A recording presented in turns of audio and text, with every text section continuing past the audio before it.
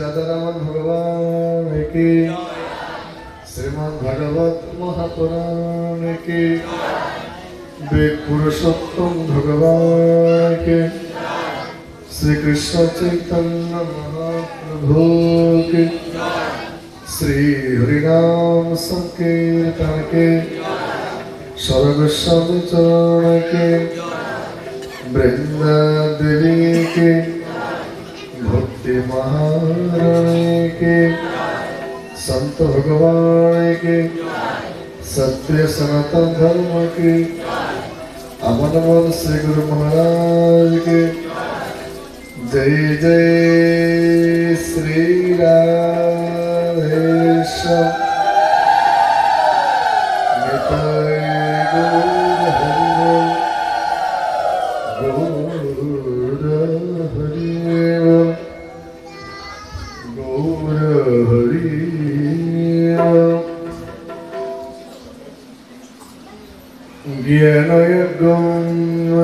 स्वामी सुखशास्त्र कथज्वलम भक्ति ज्ञान विरगणम स्थापनार्थम प्रयत्नतः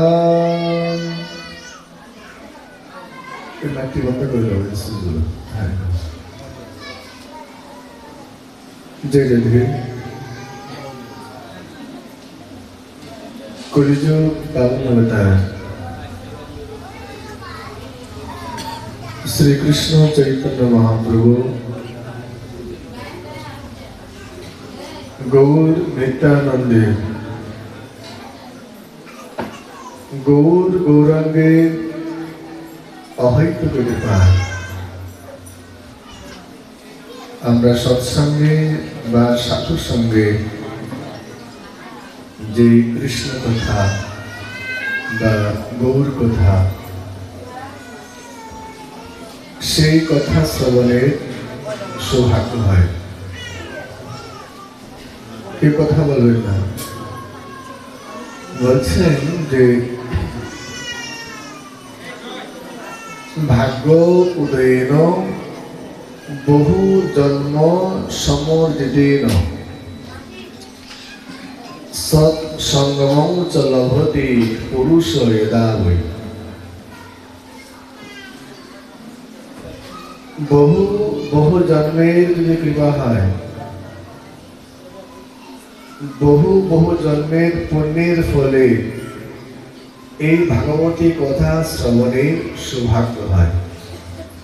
এত কথা বলছেন, ভাগ্য উদয়েন বহু জন্ম সমর্জিতেন, নয়টা কমে দাও, সৎ সঙ্গমং চ লভতে পুরুষ যদা বৈ। কারণ অল্প ভাগ্যে এই ভাগবত কথা শ্রবণের সৌভাগ্য কদাচিৎ কশ্চিৎ ন ভূত ন ভবিষ্যতে হয় না। বলে কেন হয় না? তার অনেক কিছু কারণ থাকে। বলছেন আমরা সকলেই ভবব্যাধিতে আক্রান্ত। যখন কেউ অসুস্থ হয় বা জ্বর রোগে আক্রান্ত হয়, দেখবে ভগবত কথা কৃষ্ণ কথা ভালো লাগে না। যখন জ্বর হয় মানে মুখে যাহা কিছু দিবেন তিতই লাগে, লাগে না? অথচ মিষ্টি চুষছেন কিন্তু তিতো লাগে। তার কি মিষ্টিটাই দিত নাকি মুখ দিত? বলে না, মুখও তিত নয় আর মিষ্টিও তিত নয়। তাহলে কেন তিত লাগে? বলে পিত্ত দোষ, পিত্তের দোষ। এই পিত্ত দোষ জনিত কারণে মুখে যাহা কিছু দেওয়া হয় সবকিছু তিতাই লাগে, তিতই লাগে। এই জন্যই সাধারণত যারা বহির্মুখ, তাদের কৃষ্ণ কথায় ভালো লাগে না, কৃষ্ণ কথায় রুচি লাগে না, গৌর কথায় ভালো লাগে না। অথচ ভাগবত বলছে তবু কথম মৃতম তপ্ত জীবনম কভিবিরিতম কলম শাপ। দশম স্কন্ধ বলছেন ভগবান, আমরা সবকিছু ত্যাগ করতে পারি, কিন্তু তোমার যে রসময় কথা, তোমার যে অমৃত কথা আমরা ত্যাগ করতে পারবো না। আমরা স্বর্গের অমৃত চাই না, আমরা চাই কথা অমৃত। বলে কেন? স্বর্গের যদি অমৃত পান করি, স্বর্গে বেশি দিন থাকা যায় কি? যায় না। যেই পুণ্যফল শেষ, আবার পৃথিবীতে আসতে হবে। কিন্তু যদি ভাগবতের অমৃত পান করা হয়, আর জগতে আসতে হবে না। স্বর্গের অমৃত অধঃপতন হয়, আর ভাগবতের অমৃত ঊর্ধ্বগামী হয়। স্বর্গের অমৃত সীমিত, কিন্তু ভগবান অনন্ত, গোবিন্দের কথা অনন্ত।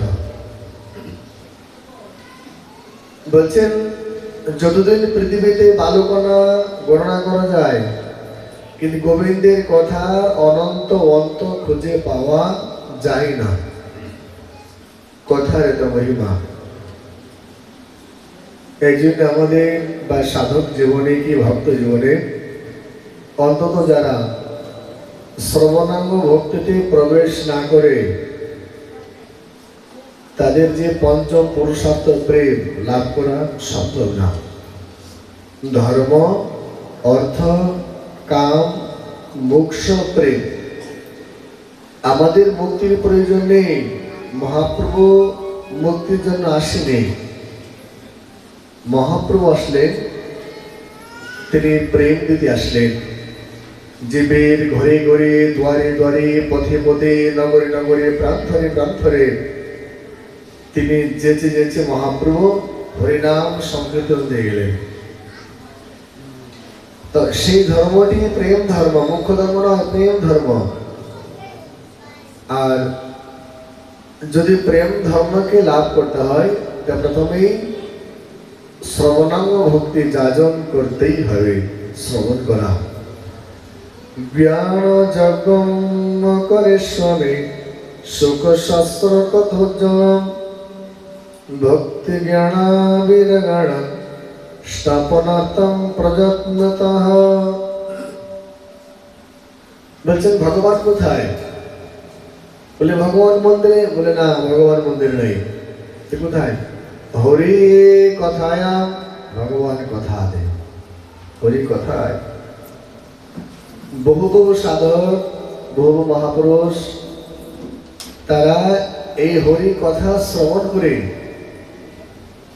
কর্মের বন্ধন ছেদন করে তারা ভগবানকে পেলেন। কারণ কথার এত মহিমা, এই কথা শ্রবণ করতে করতে বিবেক জাগ্রত হয়। মানে পর্যনা বর্তমানে মনে হয় টাঙ্গাইল ডিস্ট্রিক্টে পাবনা জেলায় এখানে একটি আশ্রম আছে, নিতাই গৌর মন্দির। এখানে ছিলেন শ্রী রঘুনাথ দাস বাবাজি মহারাজ। ওনার শিষ্য ছিলেন রঘুনাথ দাস বাবাজি মহারাজের শিষ্য বংশীদাস বাবাজি মহারাজ। তুমি দেহ ছাড়লেন, মানে পদ্মার একটি শাখা এই আশ্রমের সামনে দিয়ে বয়ে চলে গেল। এখানে আমরা কয়েকবার দর্শন করতে গেছিলাম মহাত্মাকে। একদম সিদ্ধ মহাপুরুষ ছিলেন, উনি নেই এখন। তো উনি যখন মন্দিরে ভাগবত কথা কীর্তন করতেন, যখন পাঠ করতেন, প্রত্যেকদিন মন্দিরে ভাগবত কথা হতো, হরি কথা হতো। কারণ ভগবানের কথা খুব প্রিয়। স্বয়ং শ্রী ভগবান তিনি কথা শুনতে চলে যায়, মন্দির থেকে চলে যায়। এই দৃষ্টান্ত অসংখ্য পাওয়া যায়। স্বয়ং শ্রী